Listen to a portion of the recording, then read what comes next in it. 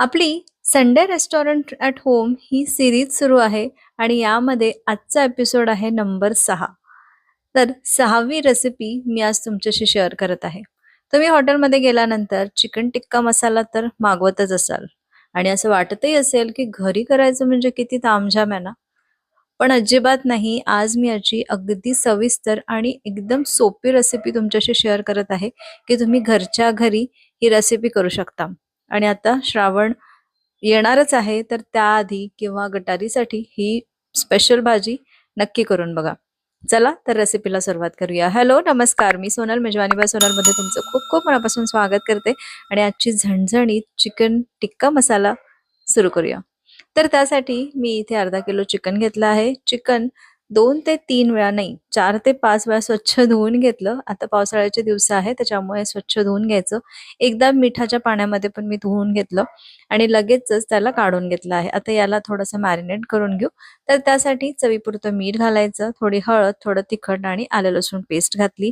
दही घालायचं आहे. 3 टेबलस्पून मी इथे दही घातलं आणि इथेच आहे ना थोडासा चिकन तंदुरी मसाला पण घाला. जो मी घालायचं विसरले, मग मी नंतर घातलं जेव्हा ते शिजत होते. तर जर चिकन तंदुरी मसाला तुमच्याकडे असेल तर तो जरूर घाला. त्याची चव या चिकनमध्ये किंवा चिकन टिक्कामध्ये खूप छान लागते. त्यानंतर थोडंसं मिक्स करून घेऊ आपण याला आणि याला एक अर्धा तास कमीत कमी किंवा जास्तीत जास्त तुमच्याकडे वेळ असेल तर 2 तास याला ठेवून देऊ आणि जर जास्त वेळ ठेवणार असाल तर तुम्ही याला फ्रीजमध्ये ठेवा. तर आता आपण हे झाकून 1 तास बाजूला ठेवू आणि याची मसाला किंवा याच्या ग्रेव्हीची तयारी करू. तर त्यासाठी मी इथे सगळ्यात आधी 2 मोठ्या साईजचे कांदे छान पातळ पातळ लांब असे कट करून घेतलेले आहे आणि ते तळून घ्यायचे आहे. तर थोडा तेलामध्ये भरपूर तेल घ्यायची गरज नाही, म्हणजे आपली जी भाजी आहे ना याच तेलामध्ये होते. तर मी इथे 4-5 टेबलस्पून तेल घेतलं. या तेलामध्ये हे कांदे छान फ्राय करून घेऊ. अगदी लाईट गोल्डन रंग येतो ना तोपर्यंत त्याला फ्राय करून घ्यायचं आहे आणि फ्राय करून हे कांदे काढून सुद्धा घ्यायचे आहे या तेलामधून. आता हे कांदे तळतपर्यंत आपण एका छोट्या पातेल्यामध्ये 1 मोठ्या साईजचा टोमॅटो किंवा 2 मीडियम साईजचे टोमॅटो तुम्ही घ्या आणि 10-12 काजूच्या पाकळ्या या थोडंसं उकळून घेणार आहोत. तर एक 5-7 मिनिटाला उकळून घेतलं. इकडे कांदे पण आपले तळून झालेले आहे. कांदे काढून घेऊ आणि हे जे उकळलेलं आहे ते पण थंड करून घेऊ आणि आपल्या चिकनला पण 1 तास झालेला आहे मॅरिनेट होऊन. आता याला शिजायला ठेवू. तर साइड बाय साइड सगळ्या गोष्टी होत गेल्या ना की रेसिपी पटकन होते. घरी असलेल्या साहित्यामध्ये पण आहे आणि अगदी अर्धा ते पाऊण तासात ही भाजी तयार होते. अर्ध्या तासातच म्हणा, पाऊण तास पण लागत नाही. तर आता थोडंसं तेल घेतलं, जे आपण कांदा तळलेलं तेल आहे तेच घेतलं आणि त्यामध्ये हे चिकन आपल्याला फ्राय करून घ्यायचं आहे. तर इथे मी मस्त दोन्हीकडून छान शिजवून घ्यायचं आहे. तर इथे तुम्ही थोडंसं झाकण पण ठेवून घेऊ शकता. थोडं पाणी सुटतं आणि एकदा छान चिकन शिजलं की त्यानंतर जर याच्यामध्ये पाणी असेल ना तर ते थोडंसं गॅस मोठा करून तुम्ही ड्राय करू शकता. पण इथे झाकण ठेवून नक्की शिजवा. मी इथे दाखवलं गेलं नाहीये, पण मी झाकण ठेवूनच हे चिकन शिजवून घेतलं आहे. आणि जो आता आपण टोमॅटो आणि काजू बारीक करून उकळून घेतलं होतं त्याला बारीक करून घेऊ. सोबतच कांदा मी बारीक करून घेत आहे. याला तुम्ही वेगळं वेगळं पण बारीक करून घेऊ शकता, बारीक पेस्ट तयार करून घेऊ शकता. पण मी म्हटलं घरच्या घरी जर करायचं असेल ना तर एकदम तामझाम नको. जरी हॉटेलसारखी भाजी पाहिजे असेल तरी घरी आणि अगदी सोप्या पद्धतीनेही आपल्याला करता यायला पाहिजे आणि जास्त वेळ नको लागायला. तर मी इथे सगळं एकत्रच बारीक करून घेतलं आणि आलं लसूण पेस्ट पण मी यामध्येच घालून घेतली. जर आलं लसूण पेस्ट नसेल तर इथे आलं आणि लसूण थोडं थोडं घालून तुम्हाला जसं पाहिजे आहे, म्हणजे 10-12 8-10 लसणाच्या पाकळ्या आणि 1 इंच आलं यामध्ये घालून घ्यायचं आणि हे पण सगळं बारीक करून घ्यायचं. आलं थोडंसं बारीक कट करून घ्या म्हणजे ते लवकर बारीक होईल आणि यासोबत अगदी बारीक पेस्ट तयार करून घ्यायची. तर एकीकडे मी आता कढई ठेवली आहे. त्यामध्ये तेल ऑलरेडी गरम होत आहे. त्यातलं थोडं तेल मी काढून घेतलं, इतकं तेलाची गरज नाही म्हणून.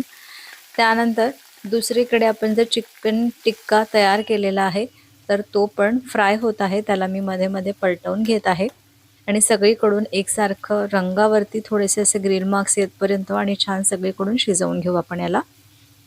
आणि आता इथे आपण जे तेल गरम झालंय, त्यामध्ये पेस्ट घातली आणि या पेस्टला आपण व्यवस्थित शिजवून घेऊ तेल सुटतपर्यंत.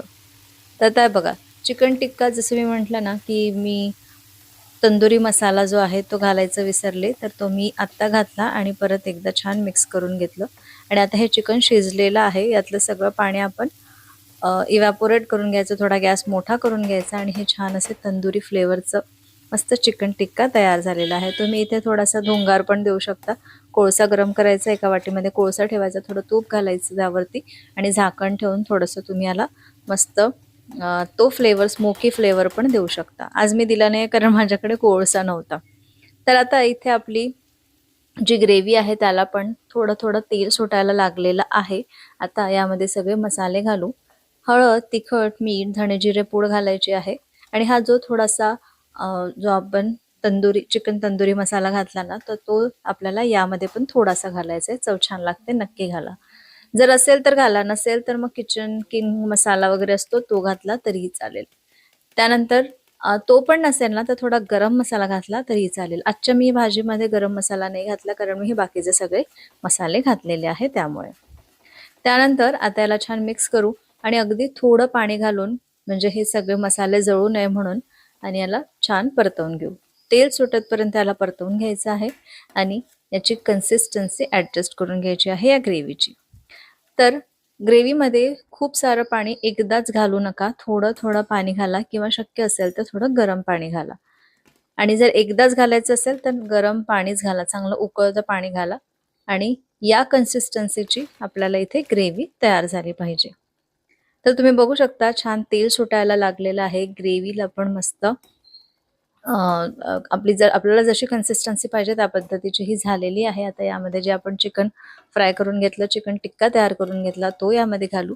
परत थोडंसं पाणी घालून घेते मी, कारण आपण याला परत एक 5 ते 10 मिनिटं शिजवणार आहोत आणि ग्रेव्हीमध्ये काजू आहे, कांदा आहे, त्याच्यामुळे ग्रेव्ही अजून थिक होते. त्यानंतर सगळ्यात शेवटी मी थोडंसं बटर घातलं, कसुरी मेथी घातली, चिकन हे यामध्ये घातलं. यावरती झाकण ठेवू आणि एक 10 मिनिटं मस्त वाफ काढून घेऊ. तर हे बघा, इथे 10 मिनिटं झालेली आहे. 8 ते 10 मिनिटं मी याला छान वाफ काढून घेतली आणि तुम्ही बघू शकता किती सुंदर ही भाजी दिसत आहे. छान तेल सुटलेलं आहे. वरून कोथिंबीर घालायची आणि मस्त सर्व्ह करायचं. गरमागरम नान, पराठा, कुलचा, रोटी यासोबत अप्रतिम लागतं. राईस सोबत सुद्धा छान लागतं. तर आता गटारी अमावस्येसाठी किंवा तुमच्या मस्त अशा श्रावणाच्या आधीच्या पार्टीसाठी ही रेसिपी एकदा नक्की ट्राय करा. रेसिपी आवडली असेल तर एक लाईक करा, जास्तीत जास्त शेअर करा आणि अजूनपर्यंत चॅनलला सबस्क्राईब केलं नसेल तर प्लीज सबस्क्राईब करा. पुन्हा भेटते अशाच एका मस्त रेसिपी सोबत पुढच्या व्हिडिओमध्ये. तोपर्यंत बाय बाय.